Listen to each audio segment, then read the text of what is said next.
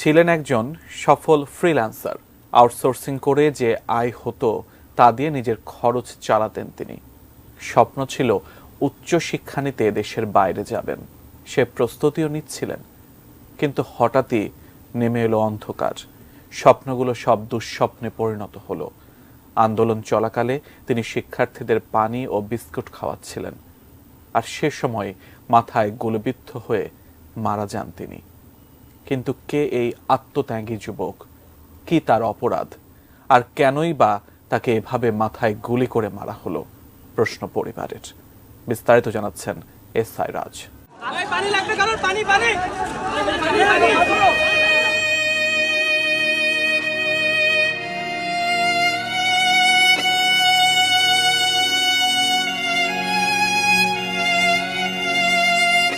এবারের কোটা সংস্কার আন্দোলনে একেবারে প্রথম দিকে নিহত হন সফল ফ্রিল্যান্সার মীর মাহফুজুর রহমান মুগ্ধ। বাংলাদেশ ইউনিভার্সিটি অব প্রফেশনালস তথা বিইউপিতে পড়ুয়া এমবিএর শিক্ষার্থী ছিলেন তিনি। খুলনা বিশ্ববিদ্যালয় থেকে গণিতে স্নাতক শেষে উচ্চতর শিক্ষা গ্রহণের পাশাপাশি ফ্রিল্যান্সিং করতেন তিনি। সোশ্যাল মিডিয়ায় পরিচিত ছিলেন মীর মুগ্ধ নামে। দেশপ্রেম আর মানবতার চেতনায় উজ্জীবিত এই তরুণ জড়িত ছিলেন স্কাউটিংয়েও। তবে কোটা সংস্কার আন্দোলন চলাকালে মাথায় গুলিবিদ্ধ হয়ে ঝরে গেছে এই তাজা প্রাণ। গুলিবিদ্ধ হওয়ার কিছুক্ষণ আগের একটি ভিডিওতে দেখা যায় ধোঁয়ায় আচ্ছন্ন সড়কে ছোটাছুটি করছেন শিক্ষার্থীরা। এর মধ্যে হাতে পানি ভর্তি বাক্স ও বিস্কুট নিয়ে ছুটছেন মুগ্ধ। ছাত্রদের ডেকে ডেকে বলছেন, পানি লাগবে কারো, পানি। ভিডিওতে দেখা যায় অনেকেই তার কাছ থেকে পানি পান করছেন। কাঁদানে গ্যাসের ঝাঁঝালো ধোঁয়ায় বেশ কয়েকবার চোখ মুছতেও দেখা যায় মুগ্ধকে।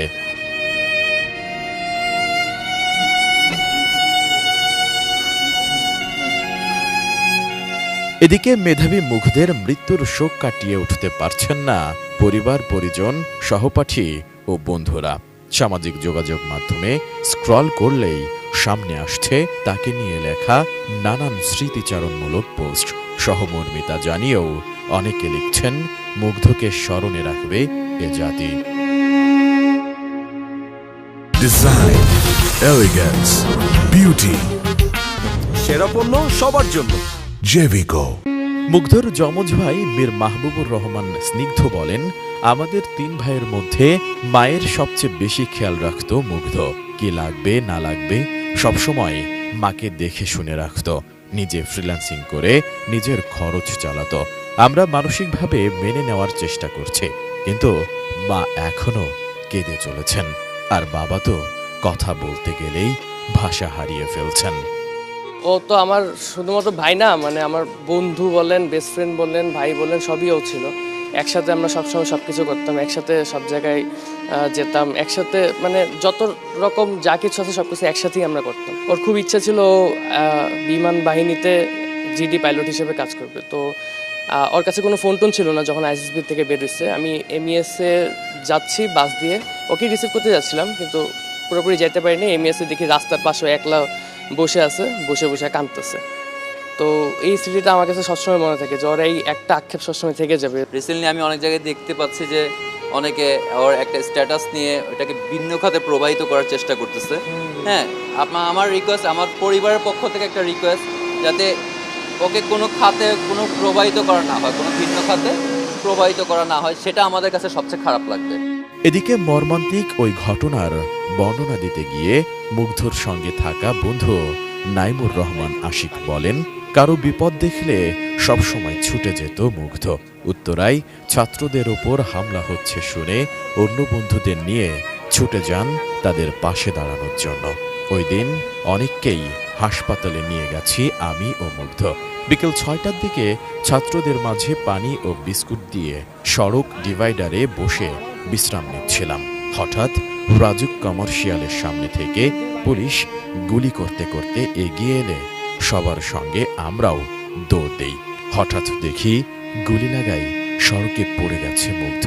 তার কপালে গুলি লেগে ডান কানের নিচ দিয়ে বেরিয়ে যায়। আমরা 3 জন ছিলাম বসা। আমার মুগ্ধর খুলনা ইউনিভার্সিটির একটা বন্ধু এসেছিল, নাম জাকির। ও ছিল সবার প্রথমে, দ্বিতীয়ত ছিল মুগ্ধ এবং সবার শেষে ছিলাম আমি। জাকির সাথে সাথে উঠে যায় এবং দৌড় দেয়। কিছুক্ষণ পরেই আমিও দৌড় দিই। দৌড় দেওয়ার পর আমি 2 থেকে 3 কদম যাবার পর যেটা দেখতে পাই যে জাকির আমার সামনে আছে এবং সবাই দৌড়াচ্ছে, কিন্তু মুগ্ধ আমার সামনে আর নেই। তখন আমি ওই জায়গাতেই থেমে যাই এবং ঘুরে তাকিয়ে দেখতে পেলাম যেটা যে মুগ্ধর হাতে সেই পানির বোতল, বিস্কিটের ব্যাগ, সেই অবস্থাতেই মুগ্ধ মাটিতে পড়ে যাচ্ছে এবং আমার দিকে তাকিয়ে আছে।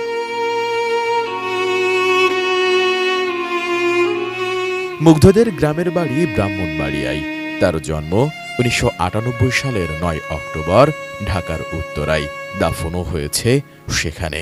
উত্তরার ইসলামিক এডুকেশন সোসাইটি থেকে প্রাইমারি এবং Uttara high school and college থেকে এসএসসি ও এইচএসসি সম্পন্ন করেন তিনি।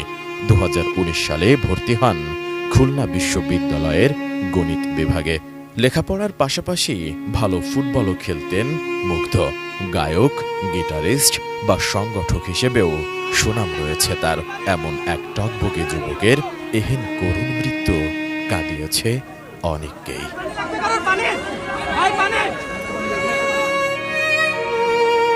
S I Raj, ATN news.